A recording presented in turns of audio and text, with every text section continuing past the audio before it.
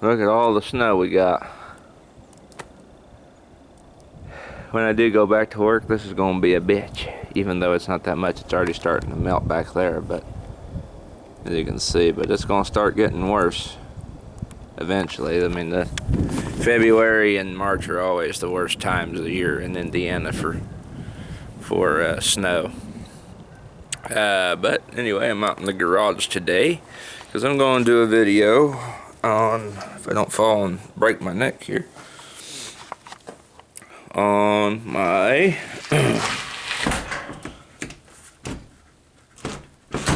broken hand and unable to push the door shut. On my Katana. Figured I'd do another video on it, talk about it some more. It's got a nice design down here. Some Japanese woman with a fan. And it's got, decorations up here on the hilt. I, unfortunately, was unable to find the name for this particular sword, so I will put that in the description. But I believe I bought it on Amazon for around $180. And it is a legit katana too. It was handcrafted in Japan according to the description. I'm going to try and do this all in one take. Less video editing. Handcrafted in Japan. It's really well put together. I know I did an initial video on this before, where I showed you guys, I had it out and I was on the back porch. That video is kind of rushed because I was literally like an hour from having to go to work. Anytime I do a video right before I have to go to work, it's always really short. But, that's just how it is. I'll go ahead and take it out of its sheath and let you guys see the blade. I will use this makeshift cardboard box here as a tripod. Something's biting the crap out of the back of my knee. Probably a brown recluse, so yeah, that'll be interesting. I don't know what it would be. I'm just joking. But let's take it out and let you guys see the blade. And I'm going to try and do this. You're not supposed to draw katanas with your left hand, but I'm kind of in a compact spot right here. I chose to do it right here because if you get further back in the I keep wanting to call this a shed, the garage. If you get further back in the garage, it's the light's not as good. So go ahead and come on. Oh wow. There we go. Actually, it's got a hell of a blade. Let me put the sheath down. I know there's a bunch of Japanese names for all the stuff like the sheath and the hilt, but I am not fluent in those pronunciations, so I will not attempt to, communicate them. I can't get over the white and blue contrast on the blade. And as you can see, it came with that oil on it, and I've been told the ones that come with the oil on the blade already, they are legitimate. That's what I've been told by a few people. But yeah, this thing is razor sharp. In fact, it's so sharp I'm honestly afraid to do a whole lot with it. Holding the blade and whatnot. It's a lot sharper than any knife I currently own, put it that way. Maybe one of these days when I buy a few more of them, I'll do a few chopping tests, like set up water bottles and stuff out in the backyard. But it's a beautiful blade. Most people, with the way that blade looks, most people would probably assume this is for display and decoration. And they wouldn't be wrong. I mean, technically, the way it it's dressed up, and, you know, it's got all that gold inlay in the hilt and there on the tang, and then the blade's like blue and silver.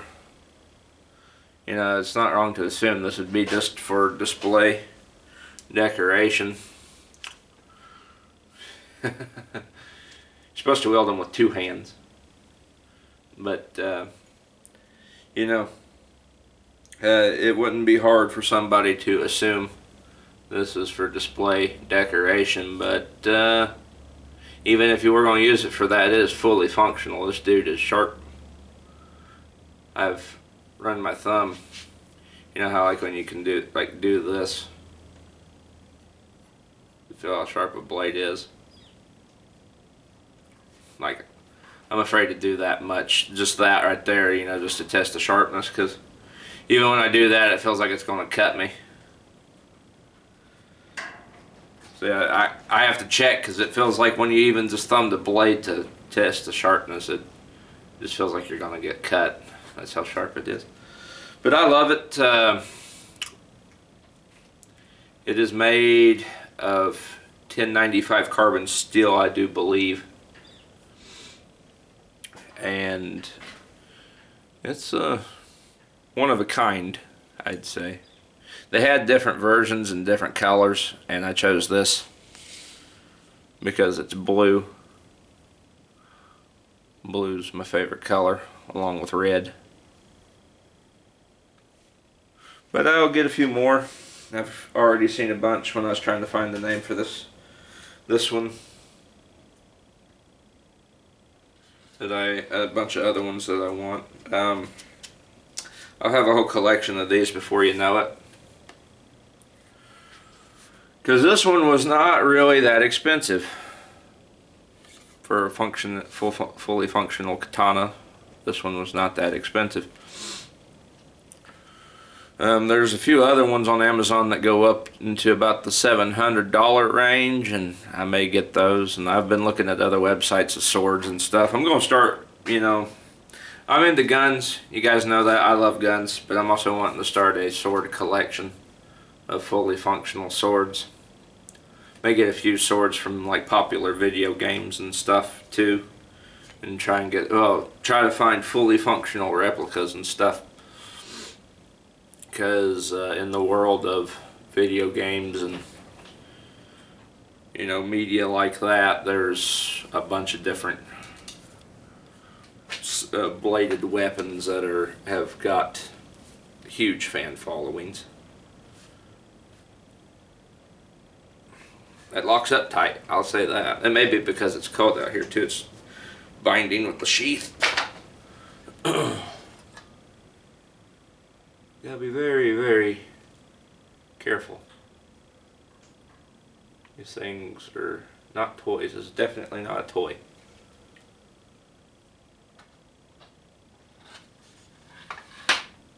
I've seen a lot of people get messed up with these too. They take them and think they're a ninja or samurai jack or some crap and cut their hand or finger off. I've watched people.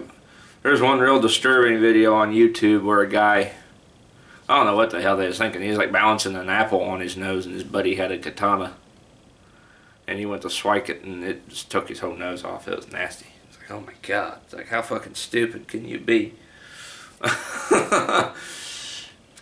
But you know, I've always had love for these blade weapons, and I will, you know, start a collection of these, get more of them, and, you know, European style too, not just katana. I've got a bunch of, you know, European cross-hilt style swords from the medieval times and Dark Ages, and, you know, Vikings, Roman, Greek, stuff like that. Naturally Japanese, some Chinese swords too. But yeah, I just figured I'd do another more in-depth video, let you guys see my katana, because it's kind of fell on the back burner. I haven't done many videos on it.